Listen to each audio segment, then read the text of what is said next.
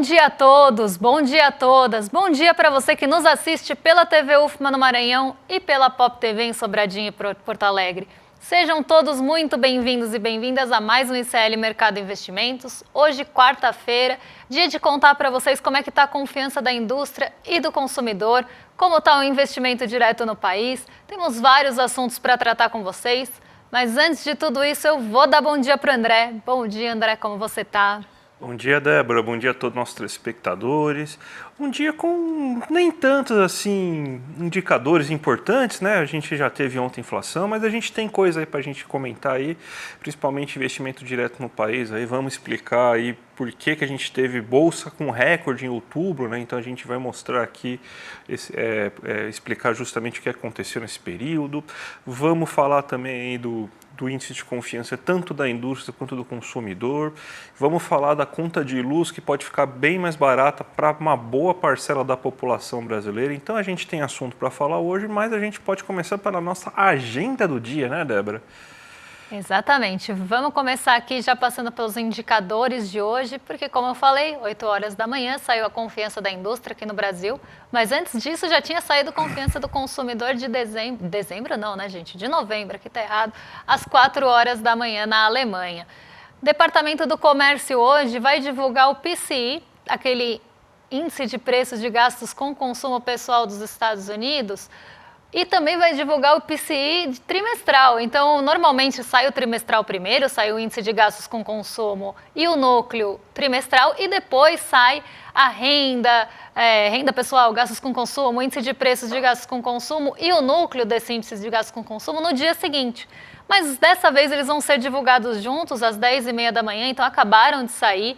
Eles têm bastante potencial aí de mexer com o mercado, até porque eles vão sair juntos, já vou contar aqui para vocês, porque amanhã são de graças, então os mercados vão estar fechados nos Estados Unidos, tanto na quinta quanto na sexta-feira.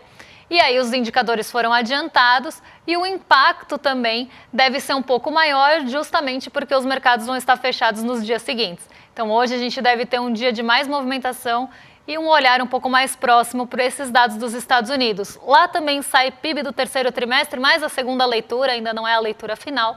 E o Departamento do Trabalho solta ali o relatório de pedidos de auxílio-desemprego da semana até 23 de novembro, tudo às 10h30 da manhã. Então todos eles foram compilados hoje por conta do feriado.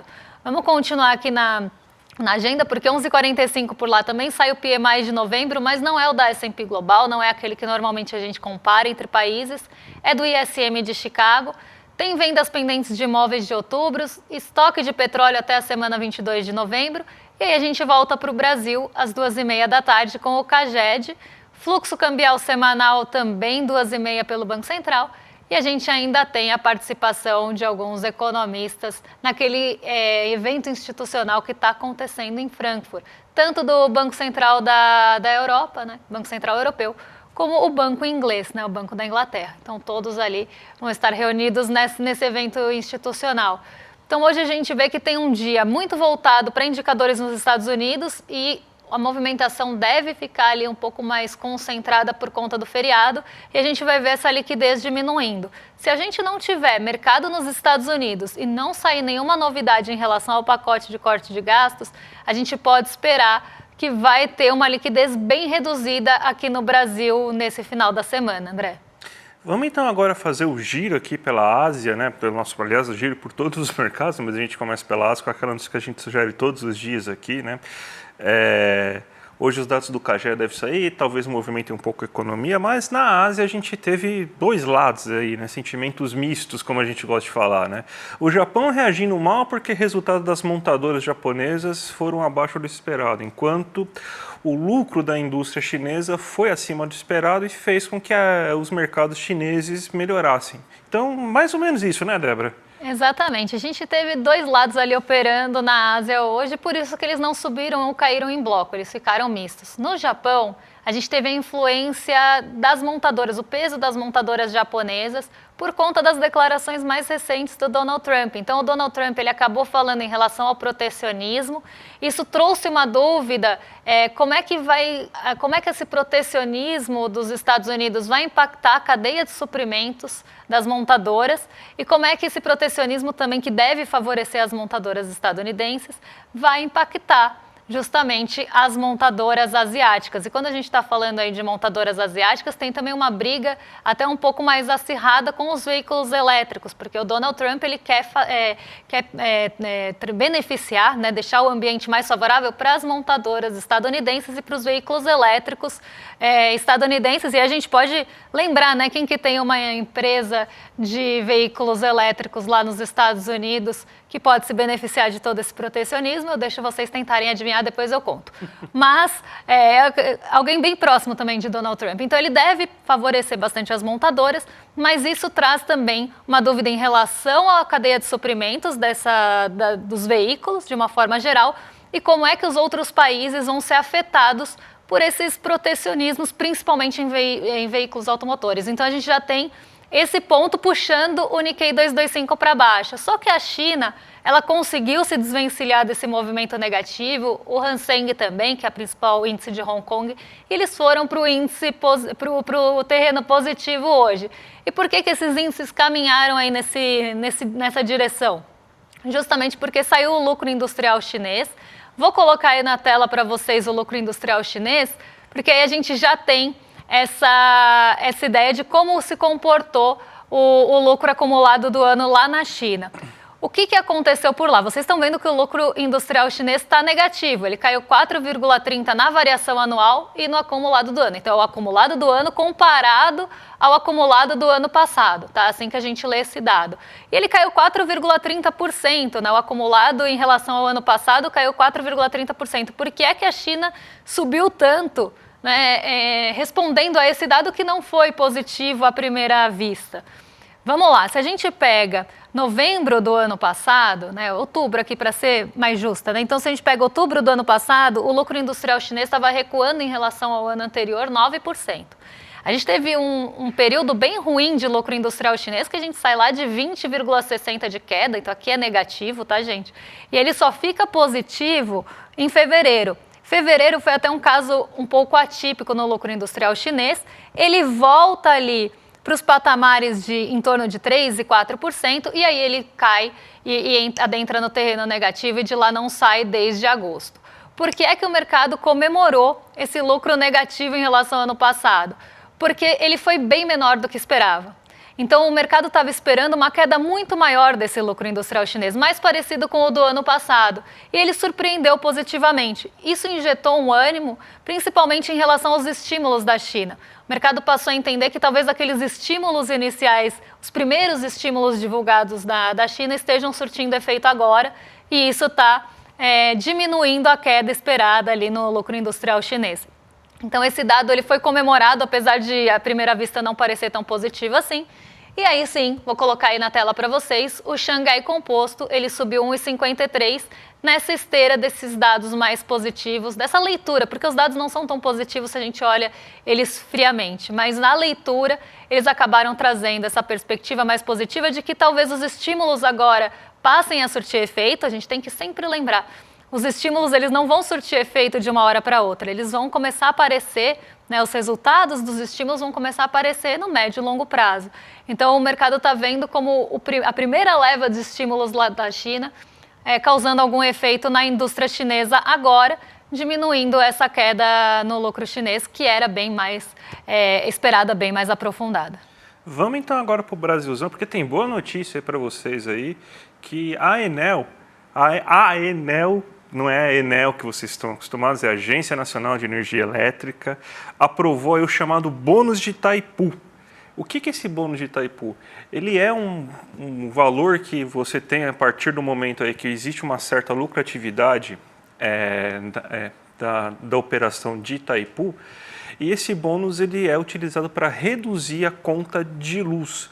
Vão ser mais de 78,3 milhões de famílias vão ter direito a esse desconto, ou seja, as famílias que são que acabam pegando energia elétrica, né, do sistema de Itaipu, que é boa parte aí da região sul, sudeste. Então isso aí provavelmente vai ter um efeito importante para a inflação nesse último mês do ano. Só para vocês entenderem, a gente já teve agora, e o IPCA 15 não refletiu isso, mas isso daí provavelmente vai estar no IPCA final do mês de novembro, uma deflação da energia elétrica, porque ela já saiu da bandeira tarifária tipo 2, vermelha tipo 2, em outubro, para bandeira tarifária amarela, que é bem mais barata. Então você vai ter uma certa deflação na energia elétrica para o mês de novembro. E com isso você provavelmente, já que a bandeira não deve ser alterada nesse mês aí de dezembro, então você tem então essa queda no custo da energia elétrica, mais uma queda no custo da energia elétrica, você vai ter mais um fator deflacionário aí para a inflação aí desses últimos 2 meses. Então, além de ser uma coisa importante para você tentar manter a inflação dentro da meta, que é aqueles 4,5%, você também vai melhorar o poder de compra da população, porque a gente sabe que a energia elétrica, a gente até já mostrou, por exemplo, alguns estudos aqui, quando a gente mostra aquela inflação por extrato de renda, por exemplo, ela pesa mais no orçamento das famílias com menor renda do que das famílias com maior renda, porque não é uma diferença tão brutal o que se paga de energia elétrica entre pessoas com renda muito baixa e mais alta, só que, mesmo assim, ela compromete uma parcela, né, uma porcentagem muito maior de pessoas com menor renda. Então isso vai ser bom para aliviar a inflação, principalmente das pessoas com menor renda.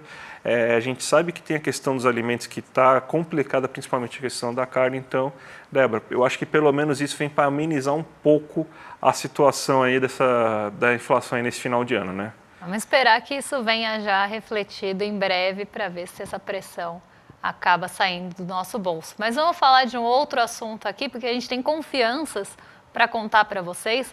Vamos começar pela confiança do consumidor, que subiu bastante, 2,6 pontos percentuais em novembro, atingiu o maior nível em 10 anos.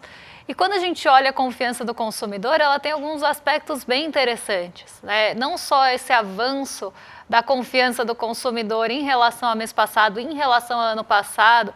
Então, quando a gente olha ali o índice de confiança, será que a gente tem um índice de confiança para eu colocar para o pessoal em casa acompanhar com a gente? Vamos só ver se a gente está com ele aqui.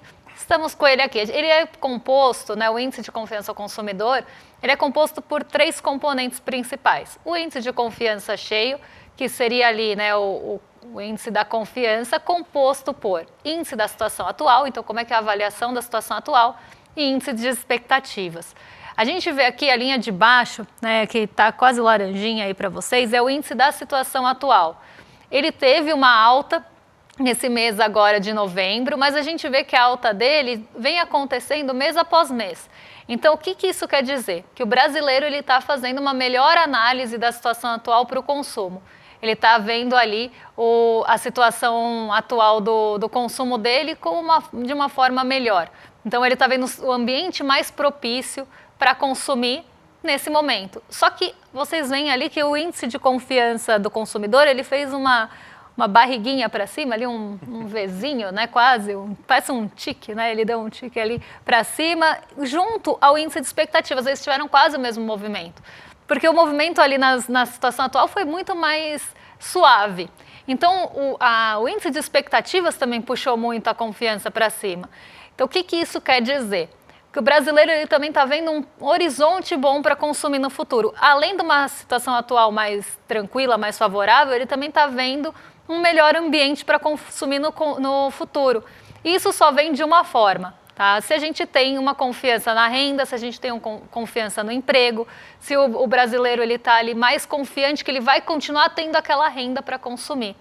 Então, o índice de confiança do consumidor, ele vem aí junto a uma série de outros indicadores mostrando que o brasileiro está com mais confiança para consumir. Será que ele vai consumir itens na Black Friday? Vamos descobrir depois, que quando saírem os números da Black Friday, que a gente sempre traz para vocês. Mas novembro é um mês marcado por compras de fim de ano também. Então, o brasileiro está confiante que vai conseguir consumir e que vai, sim, participar desse consumo. Agora, uma coisa bem interessante que eu acho que a gente não tem aqui, mas eu vou contar para vocês e vocês vão ter que confiar em mim. Quem não confiar pode ir lá na IBRE-FGV, que os dados estão lá. As rendas mais baixas e a renda média, então o extrato de renda menor e a renda média ali, né, tirando a renda alta e o extrato de renda que está entre os dois, foram os extratos ali que mais tiveram aumento na confiança esse mês. Então, é o brasileiro com uma renda menor que está mais confiante para consumir e o brasileiro de renda média que também teve um aumento bem grande na confiança para consumir agora em novembro. A gente não viu uma movimentação tão grande assim entre as rendas altas e a renda que está ali, que seria a média baixa. Tá? Então, você tem essa confiança do consumidor também partindo das rendas mais baixas. E isso é bem interessante quando a gente está falando, né, e discutindo também outros aspectos envolvendo políticas de valorização do salário mínimo ou não. Então parece que o brasileiro, André, está querendo comprar aí no fim de ano, seja para festas de fim de ano, seja na Black Friday, o brasileiro está confiante, viu? Aumento de renda, desemprego reduzido que aumenta a confiança do cara sobre o futuro, demanda reprimida depois de anos de política de austeridade tosca aí, governo Temer e Bolsonaro, tudo isso faz com que você tenha agora uma situação muito propícia para o consumo. Mesmo com juros elevadíssimos, o que dificulta, por exemplo, o financiamento em muitos casos, a gente tem que o brasileiro está precisando de muita coisa, está precisando trocar uma TV, uma geladeira, um móvel, um eletrodoméstico. E ele aproveita esses momentos aí que você muitas vezes tem promoções, outras vezes as promoções são falsas, a gente sabe aí que tem muito caso de black fraud, né? Mas o brasileiro, ele está confiante, ele está querendo realizar compras de fim de ano. Então, é muito tempo aí que a demanda ficou reprimida e você tem que a inflação está controlada, a questão da inflação é mais na questão dos alimentos, então você não tem um problema inflacionário nessa questão aí de eletrodomésticos. Acho que esse último mês a IPCA 15 fez trouxe algumas mostras aí que linha branca de eletrodomésticos teve uma alta assim, mas é muito por causa da questão da Black Friday, né? Então você tem aquele aumento naqueles 15 primeiros dias para depois baixar e fingir que é oferta de verdade, né? Então por isso fiquem atentos quando vocês forem realizar suas compras aí nesse fim de ano, principalmente nesse fim de novembro. Mas e é justamente isso. A situação do Brasil está melhor, a confiança do Brasil está melhor, o trabalhador do Brasil está melhor colocado. Então é isso que explica essa situação, Débora.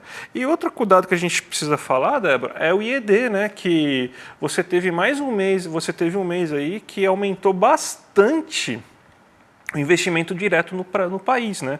Você tem que as contas externas, ou seja, o saldo da balança comercial ficou negativo em 5,88 bilhões, daí significa que você teve uma queda nas reservas internacionais, só isso, né? As reservas internacionais devem ter tido queda de 5,88 bilhões em outubro, só que o mais interessante é a questão do investimento direto no país.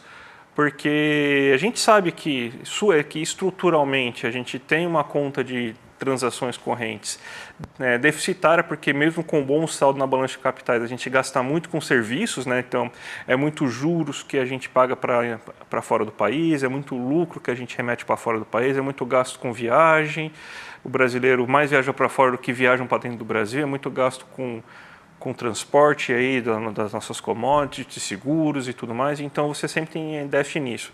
Mas a gente tem a conta de capital que geralmente é superavitária.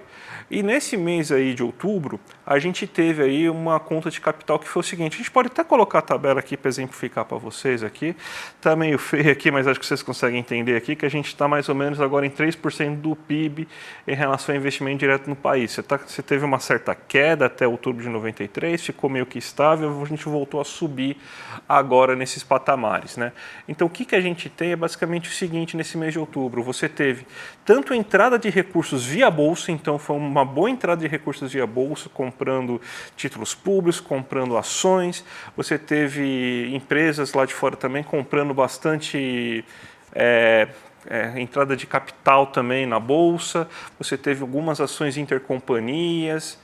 Então você teve aí bastante investimento direto, assim, tanto na parte mais especulativa, que é essa parte aí de entrada de capital via mercado financeiro, quanto também uma boa entrada de empresas fazendo aí reinvestimentos, também fazendo aí fazendo investimento, além do reinvestimento, também fazendo o próprio investimento direto também, né? Comprando máquinas e equipamentos, aumentando a sua capacidade produtiva aqui dentro do país. Então, a gente vê aí que, pelo menos em outubro, a gente vai ver o de novembro, que provavelmente a gente vai ver, até já vou dar o spoiler do que vai acontecer em novembro, né? A gente vai ver justamente qual a situação. Uma saída violenta da Bolsa, então provavelmente vai ser o recorde de saída de recursos da Bolsa nesse mês aí de novembro, mas com boa entrada de capital real, né, de capital saudável, de capital para investimento das empresas, né? Então, o que vai explicar até o aumento do dólar aí nesse mês de novembro, né, Débora? Exatamente. A gente nunca pode esquecer, quando a gente está falando ali desse capital que entra por meio de bolsa, que entra via títulos de uma forma geral, ou ativos de uma forma geral, eles são especulativos. Eles não têm o menor compromisso em ficar aqui. Eles nem estão querendo fomentar nada, que eles não estão querendo fomentar nossas empresas na Bolsa, eles não querem fomentar via empréstimos para o Brasil, nada disso, né? Não querem emprestar o dinheiro para o Brasil por qualquer que seja o motivo. Qual que é o único motivo que o dinheiro entra nesses locais aqui no Brasil? Seja na Bolsa, seja na parte mais de títulos de renda fixa. É para especular mesmo, é para ganhar o máximo que conseguir em menor tempo. Então, a gente tem que sempre ter isso em mente, porque aí a gente entende esses movimentos. Por que essa conta sofre tanto em alguns momentos e depois ela cresce bastante? Porque em outubro, para quem não lembra, foi quando começou o ciclo de cortes nas taxas de juros dos Estados Unidos. E diante disso, o que o mercado quer? Especular e ganhar mais num curto espaço de tempo. Então, ele vai ali sair dos títulos de dívida dos Estados Unidos, porque iam começar a pagar menos, e vão buscar os mercados emergentes que são mais rentáveis, seja via tesouro, seja via renda fixa, ou via, por exemplo, bolsa, porque a nossa bolsa ela também se favorece desse movimento de queda nos juros dos Estados Unidos. Então, o dinheiro entra aqui, só que ele não tem nenhum compromisso em ficar. Se a gente tiver qualquer movimentação desfavorável, qualquer que seja ali sinalização de movimentação desfavorável, ele vai sair sem pensar duas vezes e vai voltar lá para o Porto Seguro, que são as treasuries dos Estados Unidos. E é isso que vai acontecer em novembro, a gente já está vendo acontecer e o André já adiantou para vocês. Em outubro, para quem não lembra, a nossa bolsa bateu recorde. Então teve uma entrada muito grande de recurso aqui, principalmente de recurso estrangeiro. Isso deu uma arrefecida no dólar naquele momento, só que depois a gente começou a ter escalada das treasuries, a gente começou a ter toda a pressão em relação ao fiscal aqui, e isso fez com que o recurso saísse para buscar ganho de novo lá nos Estados Unidos, já que a gente teve cenário eleitoral lá, e esse cenário eleitoral propiciou um também cenário mais de alta para os rendimentos dos títulos de dívida, o que a gente está vendo até agora. Título de dívida dos Estados Unidos. Então, o recurso vai falar o quê? Vou sair daqui, vai falar. Recurso falando é ótimo, né? É tipo mercado com sentimento. O que os investidores vão pensar? Vou sair daqui, vou buscar ganho lá nos Estados Unidos. Então, é um recurso volátil, é um recurso que não está aqui para fomentar nada, não está aqui para realmente aumentar uma capacidade produtiva. Ele está aqui para especular, ganhar no curto prazo e vazar para um lugar que traga mais ganho para ele, depois com mais segurança. Então, ele vai fazer esse movimento sempre que preciso, e aí a gente vê essas movimentações nas contas. Mas vamos falar agora de lado também real, vamos falar de indústria, porque saiu também a confiança de indústria hoje. E além da do consumidor, a gente teve confiança da indústria sendo divulgada hoje, e a gente já vai trazer aí para vocês como é que ficou essa confiança. Já adianto que ela recuou, ela caiu em relação ao mês passado, é o terceiro mês de queda da confiança da indústria, mas eu vou colocar aqui na minha tela o gráfico para vocês, porque esse eu acho que está um pouco ruim de ver, as linhas estão muito finas e elas estão num eixo só, então vamos lá. As linhas que vocês estão vendo aqui são os índices de confiança, seja a situação atual, as expectativas e a confiança cheia. Então, como a gente analisa aqui? Da mesma forma que a gente falou da confiança do consumidor. A confiança da indústria ela tem esses dois componentes, que são as expectativas e a análise da situação atual. A análise da situação atual ela ainda está em um patamar bem maior do que ela estava no ano passado, como vocês podem ver, está em 101,7 pontos, e antes ela estava em 93,6 pontos. Então, por mais que a análise da situação atual esteja caindo, né, e a gente consegue ver aqui o movimento, ela sai de 103 para 102,9, entre os meses de setembro e outubro a queda foi bem pequena, e agora ela cai para 101,7, então tem uma queda um pouco mais brusca nesse mês. Então, a análise da situação atual, ela teve uma queda, mas ainda muito melhor do que patamares que estávamos no ano passado, até porque a indústria ela patinou por muito tempo e essa confiança também foi muito difícil de ser construída. Quando a gente olha para as expectativas, a gente está em 95,4 agora, saindo de um patamar de 92,6. Também estamos em patamares melhores do que as expectativas do ano passado. Então, se a gente fosse pegar ano passado, a expectativa para agora era pior do que a gente tem de agora em diante, que a gente está aqui em 95,4. E o índice de confiança cheio acabou seguindo os dois componentes aqui, claro. Então, ele está em 98,6 pontos, tá? Aqui em pontos não é percentual. Então, você tem essa queda da confiança, mas a gente tem um ponto bem importante. A confiança ela chegou no seu pico aqui em julho, quando estava em 103 pontos. Depois ela ficou um pouco mais estável e aí sim começou a cair a partir de setembro. Ela teve um aumento de confiança bem grande. E o que está pesando para a indústria agora para diminuir essa confiança? São 2 pontos, tá?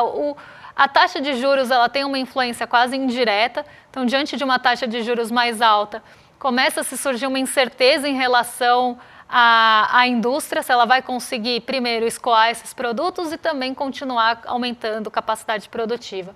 E isso a gente vê também aqui embaixo, que vocês estão vendo o nível de utilização da capacidade em percentual, que caiu para 81,6%. No mês passado, a gente estava em 82,6% e no ano passado em 80%. A gente ainda está com uma capacidade ali de uso, né, de utilização da indústria melhor do que no ano passado, mas ela caiu entre o mês passado e esse. Então, o segundo ponto que está pesando aqui na indústria são os estoques.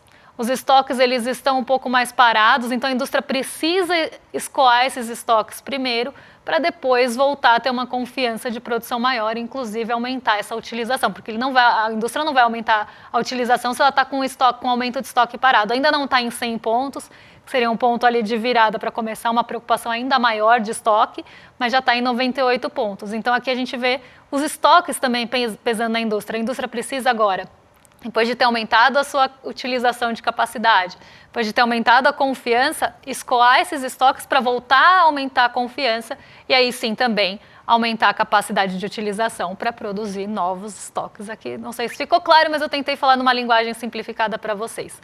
Mas a indústria ela teve esse movimento, então não é tão de se espantar que ela esteja com a queda da confiança agora, justamente que a gente tem 2 fatores pressionando bastante a indústria brasileira, mas que ainda está em patamares muito melhores do que anteriormente, isso é indiscutível.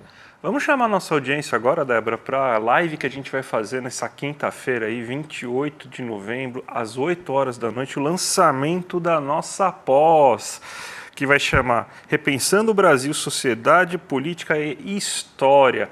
Quinta-feira, 8 horas da noite, aí a gente vai lançar nossa pós, que é completamente disruptiva, vai ser uma formação crítica, revolucionária, fundamental. Vocês pediram tanto aí uma pós aí, então a gente vai fazer agora essa pós. Vai ser em parceria com a FESP, que é uma das faculdades mais antigas e importantes aí de sociologia do Brasil, e obviamente ela é reconhecida pelo MEC, então a gente não está vendendo nenhum produto porcaria, que nem você vê aí outros lugares aí que se aproveitam disso. Não, é uma pós aí séria, com professores de renome, e você vai entender tudo aí nessa quinta-feira com o papo do Eduardo Moreira e o Gessé Souza aí.